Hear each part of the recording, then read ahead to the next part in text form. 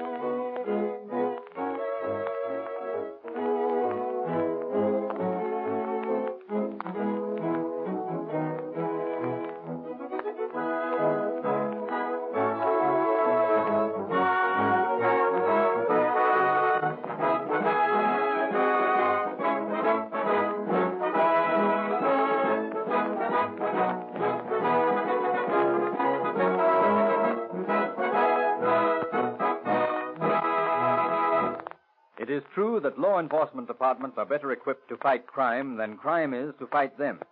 The departments are furnished with every time-saving device and reinforced by modern science. Peace officers are trained by experts skilled in every phase of police investigation. And last but not least, the men who protect society are willing to give their lives in performance of their duty.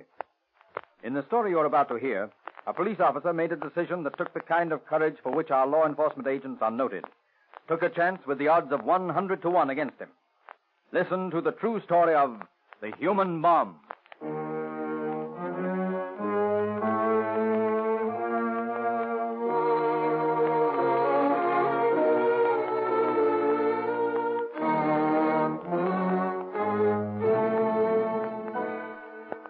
We reach far back in the police records to bring you a story of one of the most daring and desperate plots ever attempted by one man. A dynamite terrorist held an entire city police force at bay and threatened to blow the city hall to bits as he calmly sat in the chief of police's office with his infernal machine on his lap.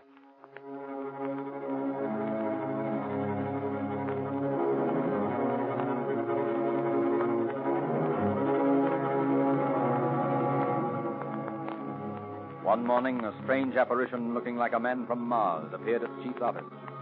His face was completely covered with a sheepskin hood, which was pierced in 2 places by ghostly green goggles. Atop the hood, he wore a battered soldier's campaign hat. He carried a large box painted blood red. One hand he held inside the box. The other, supporting the box on the outside, was also painted blood red. The chief secretary, amazed at his appearance, accosted him as he pushed through the swinging gate into the office. Who did you wish to see? I want to see the highest officer of the city. Well, you're in the wrong place. Let me by. I'm going in there. You'll have to state your business. Let me by if you know what's good for you. Out there, Miss Jim. This man wants Let in, but me he won't. by. Let him in. I'll talk to him. I want to see the highest officer of the city. Are you him? Well, I'm chief of police, if that's what you mean. Are you the boss around here? Well, and this building is. Where did you come from? A fancy dress ball? It don't make no difference where I come from. Well, who are you? That is my business, too. Well, maybe you'll tell me why you're dressed up like this. Are you advertising something? No, I'm not advertising anything. I mean business. I came down here for a reason. And I got something here that's going to make you do as I say. Well, now, that all depends. Depends? On what? Depends on what you've got there. Oh, it will do the business. And what do you want me to do? What's in the box? A machine that will blow this building and everyone in it to bits. What did you say? I said a machine that will blow this building and everyone in it to bits. Indeed. Yeah, indeed. You want a demonstration? Oh, no, thanks. Perhaps there's no need for it. Now, maybe you'll tell me what's on your mind. I want you to send for Paul Shoup, the president of the Pacific Electric Railroad, and make him come down here. I want to talk to him. Paul Shoup? Yeah, Paul Shoup. That's the man I mean. Get him down here. Now, whatever in the world do you want with Paul Shoup? That is my business. He's the whole shooting match down at the railroad company, and I want to talk to him. But he couldn't help you. He doesn't own the railroad. He's just the president. You heard me. I want you to get Paul Shoup down here. I got something to say to him. Remember, all I have to do to set this thing off is to jerk my hand out of the box. Yes, that's all right. Now, we'll try to get in touch with him. In just a second. Oh, Snively. Yes, sir? Get in touch with Paul Shoup, president of the Pacific Electric Railway, and ask him to come down here at once. Yes, sir. And show him in the moment he gets here. You're not going to call him, are you? Didn't you see the chief wink? I'm going to take the call. I'll go into my desk in the chief's office. You ring me from the switchboard, and I'll answer on a dead line. Get it? Yes. Oh, but I'm scared. Do as I say. All right. They're ringing him now, sir. Oh, that's good. Now, look here. Did it ever occur to you that you'd blow yourself up as well as the building if you let that thing go? That is my business. I've thought it all out. I'm going to see that those railroad men get a square deal or die trying. Well, there's the call, Chief. I'll get it. Hello, Pacific Electric? Mr. Shoup, please. Chief Sebastian calling. Oh, he's not there yet. Well, just as soon as he comes in, ask him to come down to the chief of police's office. Yes, it's very important. Thanks. Goodbye. Well, when will he be here? Well, they said they expected him any moment. Good. When that guy gets here, he'll listen to me. He'll give those poor railroad men the wages they should get, or else.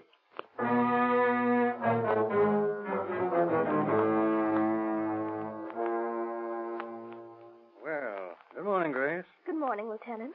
Who's the scarecrow in the chief's office? Huh? He says he's going to blow up the place with that box. Oh, is that so? Oh, it's terrible. I'm so scared.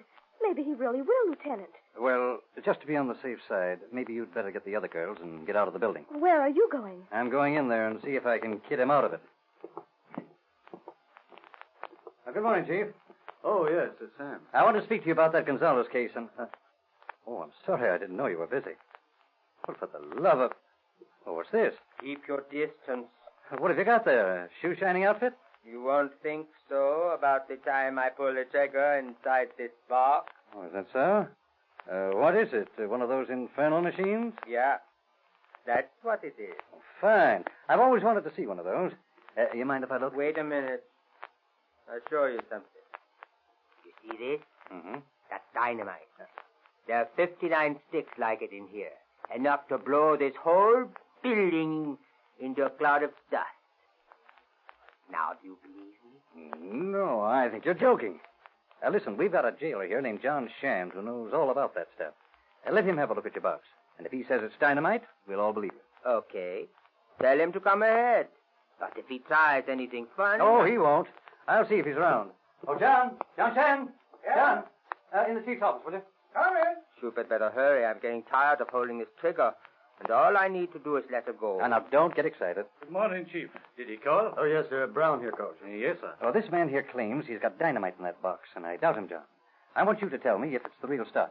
Here, let me have that sample. Here you are. You'll find out quick enough. Yeah. Well, John, what about it? It's the real thing, all right. Huh? Looks like about 80%. Yeah? Well, he says he's got 60 sticks there. Claims that's enough to blow us to bits. Is that right?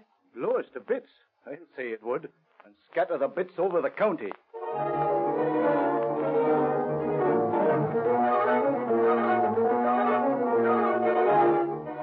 Rumor spreads like wildfire through the downtown district.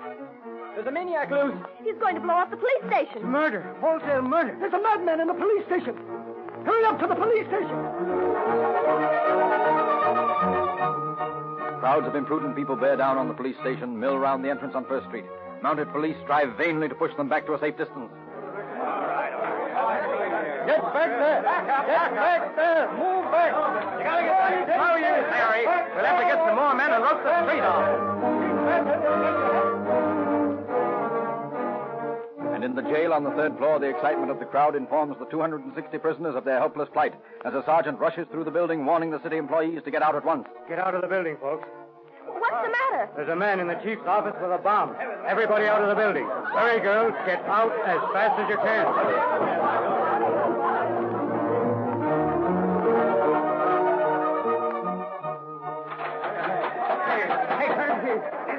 We don't want to get blown up. Get your ass out of here! Hey, John, what are we going to do with these men? We'll get them out all right. Get some of the boys and help me herd them into the drunk tank. They've sent for a streetcar. It'll be waiting by the time we get them out the back way. Good, okay. Pipes down! Pipes down! We can't get no place with all this noise. Now listen to me. I'm unbarring the doors. File out and bar in the doors. File out and march down to the drunk tank. And don't try any funny business. All right, boys, get along there. Make it snappy. Come on, boys, we haven't all day. Now listen carefully, men. Down in the chief's office, there's a nut with a load of dynamite threatening to blow up the building. I'm serving 30 days for beating my old lady. I wasn't given no death sentence. All right. Pipe down now and listen. The boys are stalling this bird along, trying to kid him out of it. Let them be heroes if they want to. You don't want to get... Yeah, but we're caught like rats in a trap. Boys. That's what I'm trying to tell you. If you'll all be quiet, we'll be out of here in 5 minutes. Now listen, we're taking you out the sideway and we're putting you into a streetcar. Now for the next few minutes, act like men, not cowards. Okay, Bob, get him into the handcuff chain. We'll get you out of here in no time, boys. All right, come on.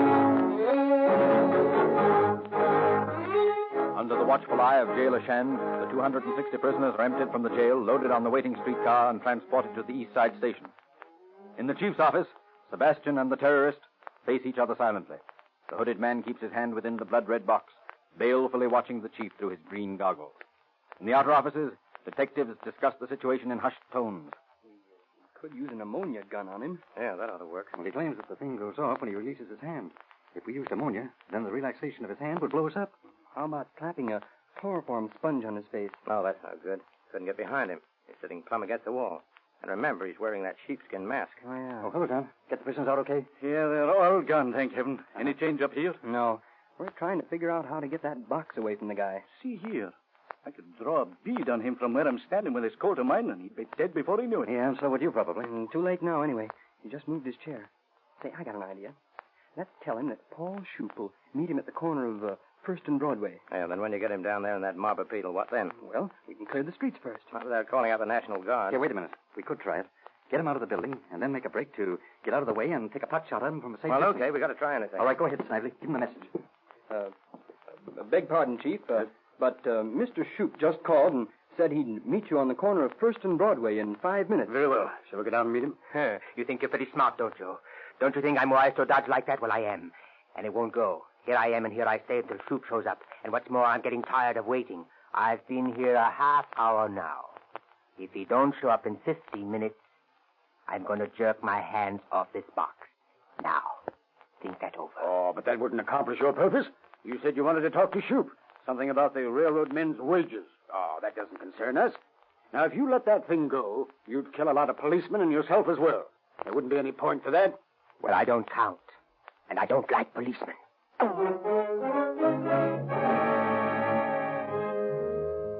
Minute after minute ticks on as the grotesquely clad killer faces the chief of police in sheer defiance.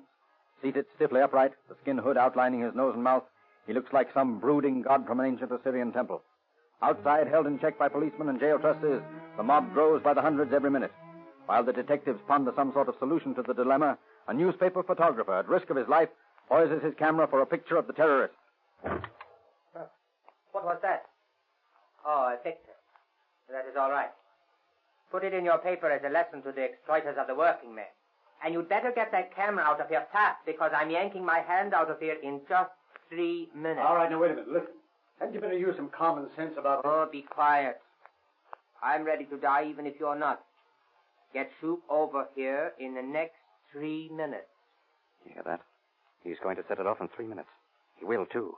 We've got to do something. I can't figure a thing out. Are you game to go in there with me? I'm game to go in with you anywhere, anytime, Sam. You've been in tough spots before. All right. You got a blackjack? Yeah? Now, we'll go in there and ask him about the thing, and then... What are you two whispering about? If you're ready to put that guy out, count me in on it. We don't need you, John. Sam and I can pull it okay. No use in anyone else risking his neck. The two of you together aren't big enough to keep me out. All right, here's the plan. You crown him, Jim, and I'll grab the box and run to the street. I'll grab the box. No, I will, Fitz. Oh, listen, Jim. You got a wife to think about. Cut the argument. I'm grabbing the box.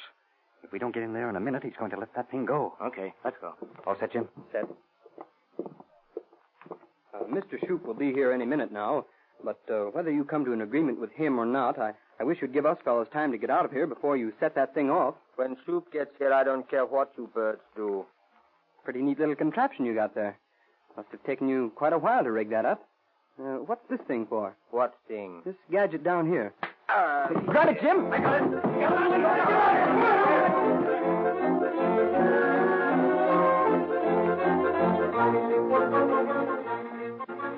As the terrorist slumps forward, both Fitzgerald and Brown grab at the box. Brown yanks it from Fitzgerald and runs down the stairway. Seeing a fuse sizzling within the infernal machine, he plunges his hand through the glass top of the box, extinguishing the flame. Down the stairs he leaps and out the front door of the police station. A cameraman has set up his tripod in front of the entrance. Hurtling out of the door in his headlong flight, Brown stumbles over the tripod. He has the presence of mind to throw the bomb from him. Sticks of dynamite spill from it as it careens down First Street, scattering the frightened crowd. Jumping to his feet, Brown runs to the smashed box and, holding it high over his head, smashes it again and again on the cobblestone.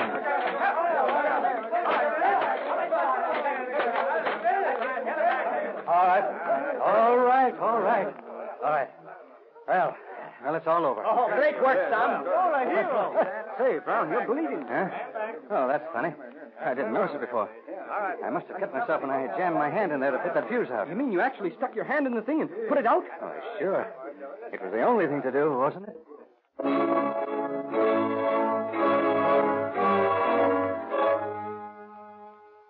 Certain that no damage could come from the infernal machine, the broken parts are collected from the street and carefully pieced together by police experts attempting to discover how the apparatus was to work. The machinery centers round a gun hammer mounted on a base. Under the hammer is a shotgun shell. Evidently, when the terrorist released the hammer, it would explode the shell. This explosion would ignite a slow-burning fuse leading to the 60 sticks of dynamite. One stick of this dynamite tested in Elysian Park blew a rock the size of an automobile into tiny bits.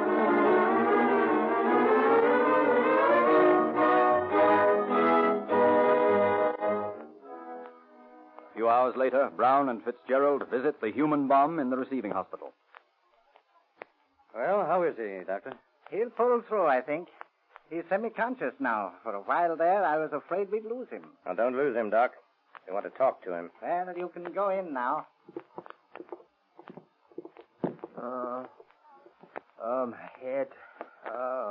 Hello, my friend. How do you feel now? Where am I? You're in the hospital. Yeah, mighty lucky you're not in the morgue. Where's my machine? It's been taken all apart, and it did blow us to bits like you promised it would. Oh, yeah, I remember. Now, you guys sneaked up on me and slugged me. But I can't understand why it didn't work. I must have made the fuse too long or something. It should have gone off. Well, it didn't, thanks to the bravery of Sam here. Oh, come on, John, cut it. Now, look here. We want to find out something about you. Well, fire ahead. What's your name? Carl Weiss. Mm-hmm. Age? 35. Where do you live? Over on Lake Street. Now, tell us, what was the big idea of that show you put on today? Well, I thought the railroad men ought to have a little more money. That's why I told you to send for Paul Shoop. I thought I could scare him into promising to raise their wages. Besides, lots of men are out of work now. Mm-hmm. Yeah. Have you got a job? Yeah. I do a little carpentry work now and then. I worked for the railroad company once. That's when I got the idea that they didn't get enough pay. So you thought you'd do something about it, eh? Well, I tried. What do you think we should do with you? Don't you realize what a terrible thing you were going to do? No. I don't think I committed any crime. I kept telling you men to keep away from me. If the machine had gone off as I expected, well, it was their fault. You committed a bigger crime than I did. Well, I don't follow your reasoning. But let's hear how that machine was to operate. Well, it was fixed with shotgun caps, with powder connecting up to dynamite caps. I had a fuse in there, and while I was arranging things inside the box to get it connected properly, I made a mistake and put the cap in the wrong place. Yeah? Yeah. So in order to hold the powder, I used a little dynamite to fill up the hole. I guess that's why it didn't burn fast enough. Mm-hmm. You guys didn't give it time to burn through. No, we didn't. Be quiet. You see, this machine was different from most. Instead of having to pull the trigger to make it go off, I had to hold on tight to keep it from going off. You see, I can't understand what happened when you hit me over the head. I thought sure the minute my fingers let go of that trigger, the thing would explode. And it should have, because it was a beautiful machine. It was a beautiful piece of workmanship. Mm-hmm. Well, I can't share your admiration for the thing. But I would like to know, what was the idea of the 2 red wooden fingers we found on the street near the box? Oh, them. Well, you see, I got 2 fingers missing on the right hand, and I knew if you ever looked in the box and saw them, you could identify me. Why? Have you ever been arrested before? Yeah, once. You got me in the rogues gallery. Look here. Why did you go to the police station after Mr. Shoup? You knew you wouldn't find him there. Because I was afraid if I went to the railroad office, the bomb might cause a panic, and some of those poor workers might get hurt. But you didn't worry about killing a bunch of policemen. Well, that wouldn't have mattered so much. Well, I don't know about that. Well, why have you got it in for policemen? Oh, nothing in particular. Only they're always going around arresting somebody. And anyway, I didn't think you'd be foolish enough to monkey with the box. I was just getting ready to yank my hand out when you started asking fool questions. I don't know why I didn't see that blackjack in time. I don't... What other part of your scheme didn't work? Well, the railroad man didn't show up. Well, what if he had shown up and refused to do what you asked? We found a pair of handcuffs on me, didn't you? Yes. Well, I intended to handcuff Mr. Shoup to me. Then I was going to make him walk out of the station with me like he was an officer, and I was a crazy man. I was going to make him keep walking until we got out into the open country somewhere. Then I'd have kept him right there until he did what I said. And if he'd still refused, you were going to set off the dynamite. He'd have promised all right. And I'd have given him 6 weeks to make good. What do you mean? Well, if he hadn't given the men a raise in 6 weeks, I'd have come back down to the police station again. But I wouldn't have waited. I'd have blown it up as soon as I walked into the place. I intended to see that a working man got a square deal. You didn't choose a very effective way to see it done.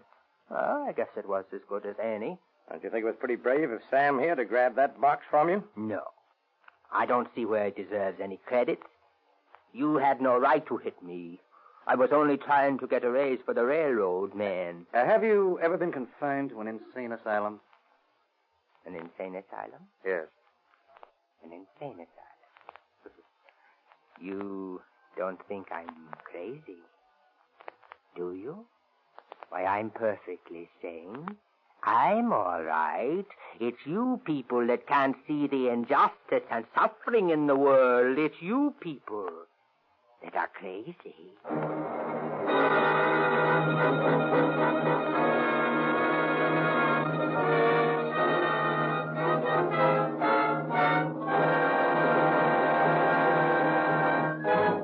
In just a moment, you will hear the summation of our story.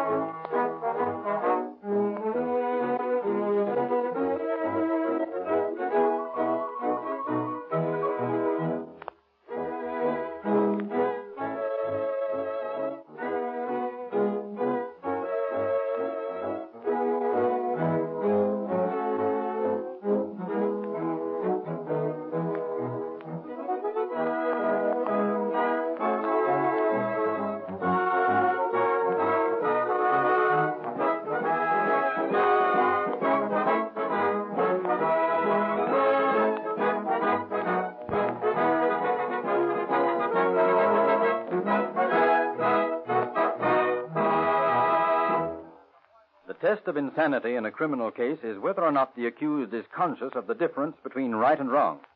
If he is conscious of this distinction, then he is not legally insane. This test was applied to Carl Weiss, and he reacted to it just like an average, intelligent person. Therefore, from a legal standpoint, Carl Weiss was sane, though he did suffer from the martyr complex. But this did not becloud his mind as far as knowing right from wrong. He was perfectly aware of the distinction. Carl Weiss was then duly tried on the charge of illegally transporting and depositing explosives in a public place, in this case, a police station. The jury found him guilty, and the court sentenced him to prison for 20 years. No, crime does not pay.